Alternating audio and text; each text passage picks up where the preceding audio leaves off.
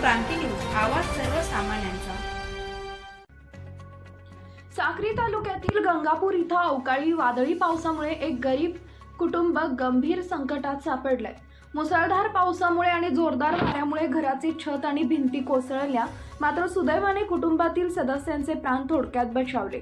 ही घटना रात्री घडली तेव्हा एडू बोरकर, बनाबाई बोरकर, किशोर बोरकर, जिजाबाई बोरकर, सायजाबाई बोरकर आणि 2 लहान मुले घरात चहा करत होते।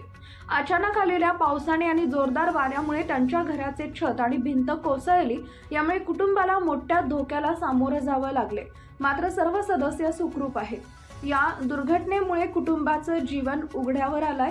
पावसामुळे घरातील सामानाचं मोठं नुकसान झाले असून घरात पाणी साचल्याने परिस्थिती अधिकच बिकट झाली आहे। तलाट्यानं घटनास्थळी येऊन पंचनामा केला असून एडू बोरकर आणि त्यांच्या कुटुंबियांनी शासनाकडे नुकसान भरपाईची मागणी केली आहे। या प्रकारामुळे गंगापूर परिसरातील अन्य नागरिकांमध्ये भीतीचं वातावरण निर्माण झालंय, कारण अवकाळी पावसामुळे आणखी किती नुकसान होण्याची शक्यता वर्तवली जाते। महाराष्ट्र क्रांती न्यूज साठी प्रतिनिधी छगन कोळेकर, साक्री। अशाच नवनवीन बातम्या पाहण्यासाठी आमच्या महाराष्ट्र क्रांती न्यूज या YouTube चॅनलला लाईक करा, सबस्क्राईब करा आणि बेल आयकॉनला प्रेस करा।